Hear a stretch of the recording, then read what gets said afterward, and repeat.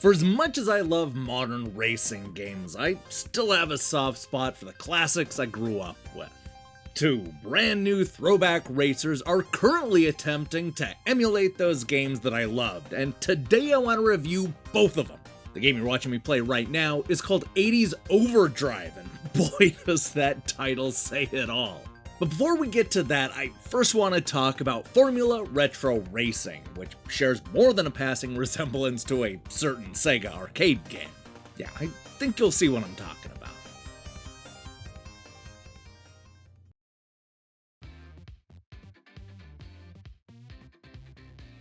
Somewhere between pole position and Gran Turismo, there was Virtua Racing.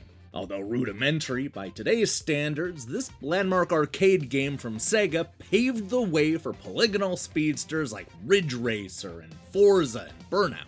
If you have nostalgia for that very specific part of the early 1990s, then let me introduce you to Formula Retro Racing, the brand new throwback from the people behind Velocity G and Turbo Sprint. It's a loving homage that gets almost everything right. But if you're looking for a deep racing experience, then you might want to drive past this one. True to the arcade experience, Formula Retro Racing gives you a choice of 8 low-res tracks. The first 5 are unlocked from the start, while you can open up the second group by earning points. The better you place in a race, the more points that you'll get. It's as simple as that. There's no hidden depth, no car upgrades, and definitely no story mode. It's a no-frills arcade-style racer that mimics everything you would normally get from an early 90s port. Mind you, I don't say that as a bad thing. From the moment I settled into the driver's seat, I was instantly charmed by the old-school style and approach. The polygons may not be very detailed, but they're bright and colorful, offering a nice variety of locations that include everything from the beach to the forest to the city streets. These are the kinds of stages that I remember from those early 90s arcade racers, and Formula Retro Racing gets it right. Unfortunately, there are a couple of things that Formula Retro Racing gets wrong.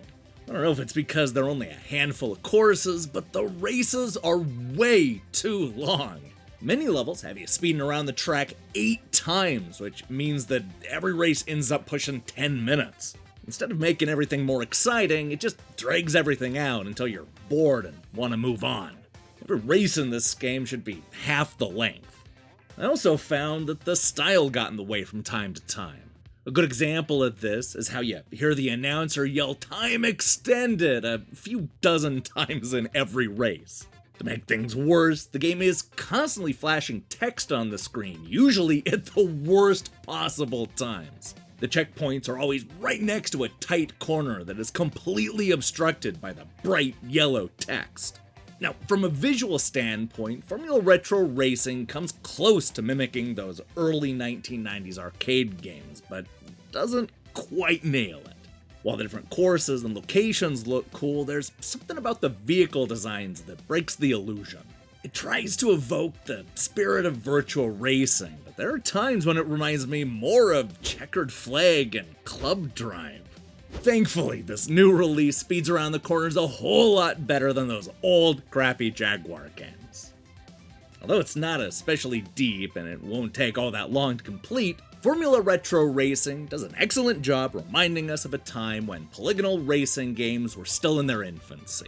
This is nostalgia overload in both good and bad ways. I like the colorful locations and the tight handling, but was annoyed by some of the track designs and the flashing text covering everything up. Formula Retro Racing is a love letter to Virtua Racing that not only gets the fundamentals right, but manages to be a solid racer on its own merits.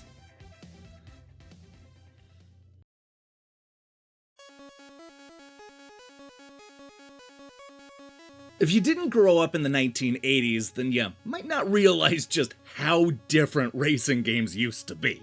Instead of going around a track, many early racing games took place on a highway with checkpoints and traffic.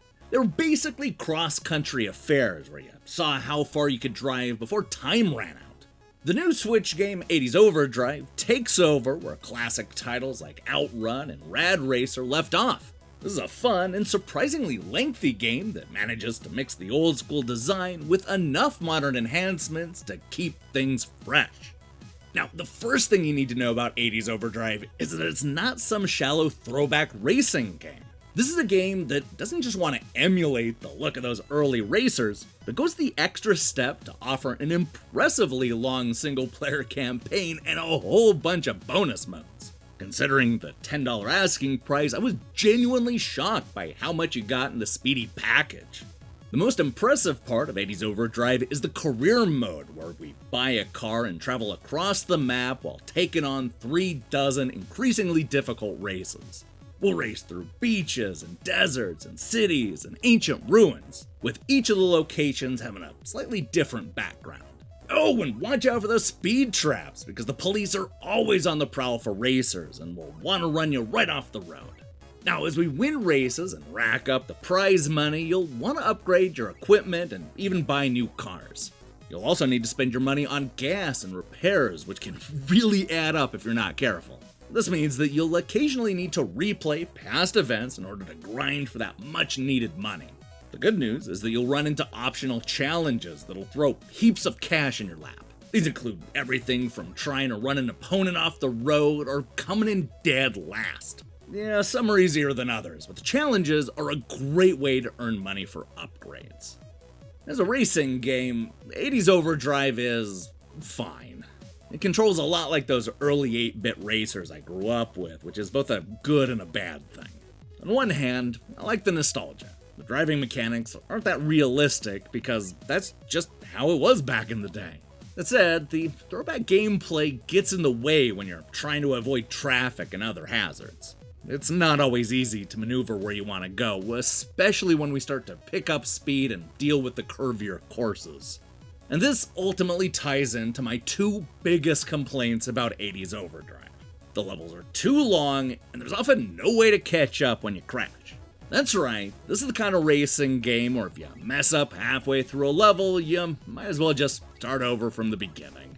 That's not a big deal early on when the track is just a few minutes long, but as we make our way to the big city for the ultimate prize, those levels become frustratingly long and unfair. There will be huge stretches of road where everything narrows and there's just too much traffic to catch up. And let me tell you, losing because you made a single mistake is never fun. But the brilliance of the career mode is that there's almost always something else you can be doing, so you might as well not slam your head against the wall. And hey, if you need a break from racing, you can also create your own custom levels that can be shared with the world. But don't get too excited because it's more of a level generator than a traditional creation tool, something that I have a hunch is going to disappoint some people.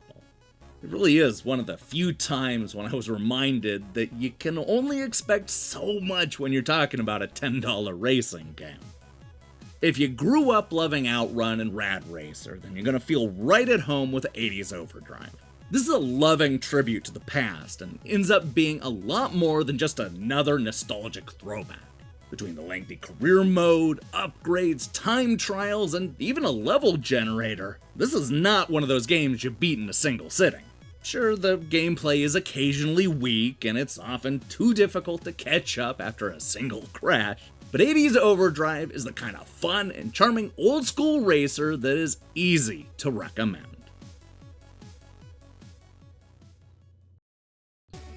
Hey, thanks for watching our review. If you liked what you saw here, then you should know that we post new reviews and features almost every day.